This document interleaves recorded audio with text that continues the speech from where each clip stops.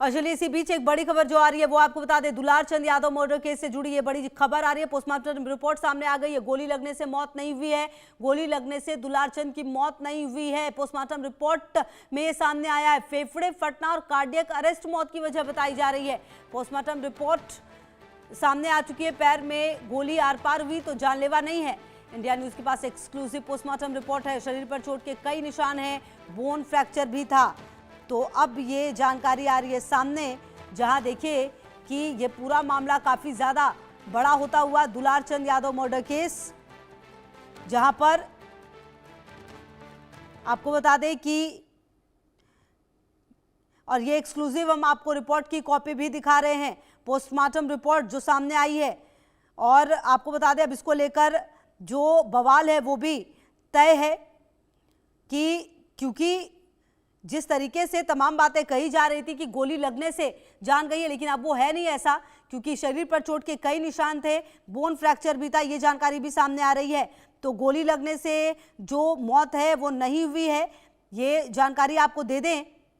और कहीं ना कहीं अब ये पूरा मामला मोकामा हत्याकांड में दुलार चंद यादव की मौत से जुड़ा एक अहम खुलासा आ रहा है सामने। इंडिया न्यूज पर एक्सक्लूसिव ये हम रिपोर्ट भी आपको दिखा रहे हैं। शैलेंद्र की मौजूदगी है। शैलेंद्र, ये बड़ा खुलासा है। हम लगातार इंडिया न्यूज पर वो रिपोर्ट भी दिखा रहे हैं जो सामने आई है, जिसमें कहा जा रहा है कि शरीर पर चोट के कई निशान है, बोन फ्रैक्चर भी था।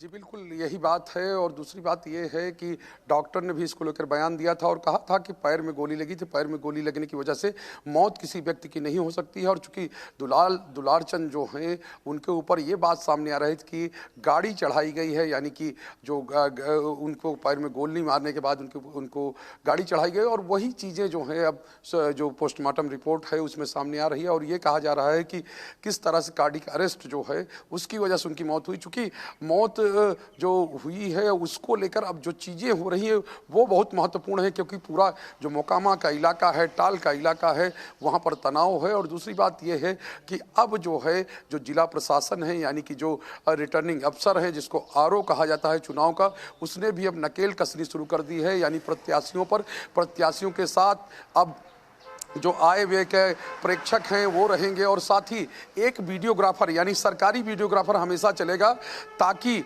उनकी जो गतिविधियां हैं, क्योंकि ये कहा जा रहा है दोनों तरफ से इतना बड़ा काफिला था, यानी 40 से 50 गाड़ियों का काफिला सामने से आ रहा था और 40 से 50 गाड़ियों का काफिला इधर से भी जा रहा था।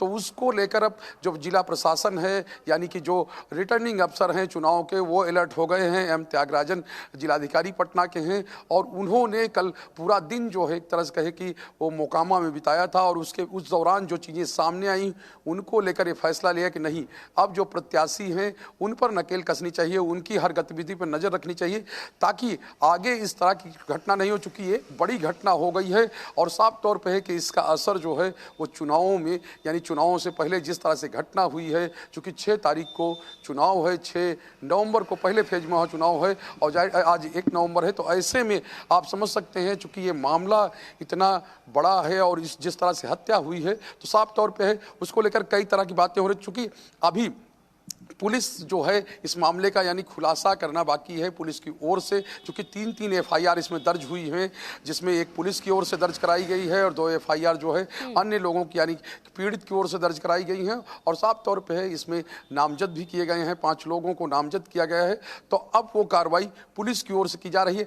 आगे अब देखना है किस तरह से चीज़ें होती, लेकिन तमाम जो चीज़ें हैं दुरुस्त वो की जा रही हैं। और इस बीच में जिस तरह से रिपोर्ट आई, यानी पोस्टमार्टम रिपोर्ट सामने आई है, उससे साफ है, यानी कि जो डॉक्टरों ने कहा है, चूंकि 3 डॉक्टरों का बोर्ड था, और 3 डॉक्टरों के बोर्ड ने, ये जो है मेडिकल बोर्ड ने एक तरह से पोस्टमार्टम किया था, चूंकि ये मामला बड़ा मामला है, और साफ तौर पे है जो टाल क्षेत्र के में कहे कि जो गतिविधि है और जिस तरह की घटना हुई उससे जुड़ा हुआ मामला है। तो इसलिए एक चीज़ें बहुत एहतियातन जो है प्रशासन की ओर से वो की जा रही हैं। और एक विशेष बात यह है कि चुनाव आयोग ने भी इसका संज्ञान लिया है, और पूरी रिपोर्ट जो है वो मांगी है डीजीपी से, यानी कि जो बिहार पुलिस के मुखिया हैं उनसे रिपोर्ट तलब की है। और ये माना जा रहा है कि आने वाले दिनों में इस पर कुछ और एक्शन भी हो सकते हैं। बिल्कुल। और देखिए, ये जो पोस्टमार्टम है वो मेडिकल बोर्ड के 3 डॉक्टरों ने किया था। कुल मिलाकर तमाम जो आरोप है वो लगाए गए थे, लेकिन अब जब पोस्टमार्टम रिपोर्ट सामने आ गया है तो कहीं ना कहीं शायद बहुत सारी जो कंफ्यूजन है वो दूर हो गया है। कम से कम ये बात तो तय है कि कुछ तो ऐसा है जो अब जांच का विषय होगा और इस विषय में अब जांच करनी होगी। कहीं ना कहीं ये बहुत इफेक्टिव हो सकता है आने वाले समय में, क्योंकि चुनाव सामने है और उस बीच ये पहले हत्या और उसके बाद फिर ये पोस्टमार्टम रिपोर्ट। जी बिल्कुल, देखिए साफ तौर पे है, इसको लेकर शुरू से ही यानी कि दोनों पक्ष सक्रिय थे। अगर कहा जाए कि दो बाहुबलियों की टक्कर जो है मोकामा में है, एक तरफ अनंत सिंह है और दूसरी तरफ सूरज भान है, तो दोनों आमने सामने पहले भी टकराते रहे हैं और टाल क्षेत्र का अपना जो इतिहास रहा है वो कहें कि अच्छा इतिहास नहीं रहा है, हिंसा का इतिहास रहा है और वहाँ शांति स्थापित करना ही प्रशासन की सबसे बड़ी कामयाबी मानी जा रही थी कि अब वह उस क्षेत्र में या उस इलाके में शांति है। लेकिन जिस तरह से दो बाहुबलियों के टक्कर के बीच में और जिस तरह से चूंकि दुलार चंद थे और वो लगातार चुनाव प्रचार में सक्रिय थे, चुनावों में सक्रिय थे और वो केवल मोकामा ही नहीं, बाढ़ क्षेत्र की जो सीट है यानी बाढ़ जो सीट है वहाँ भी जाते थे और उनके भी तमाम जो वीडियो कहें कि बाइट्स और उनकी जो वो कहें कि अपनी जो बात जो है वो गानों के माध्यम से या कहें कि बिहारी अंदाज में, ठेठ बिहारी अंदाज में रखते थे और उसको लेकर चूंकि अनंत सिंह के विरोधी थे या कहें कि जो सरकार चल रही है उसके विरोधी थे, तो उसको लेकर अपना बयान भी देते थे और बड़ी साफ गोई से अपनी बात रखते थे। लेकिन जिस तरह से पूरा घटनाक्रम है और जो वीडियो सामने आए हैं तो उसको लेकर अब ये है कि दोनों तरफ से अब चीज़ों को नियंत्रित किया जाए और नियंत्रण जाहिर सी बात है जिला प्रशासन की ओर से करना है। यानी कि जो वहाँ प्रशासन है, अगर प्रशासन की सक्रियता रहती हो, इतनी बड़ी संख्या में एक साथ समर्थकों के साथ काफिले नहीं चल रहे होते तो शायद इतनी बड़ी घटना इस तरह की नहीं होती। लेकिन अब चूंकि दोनों तरफ से चीज़ें हुई हैं और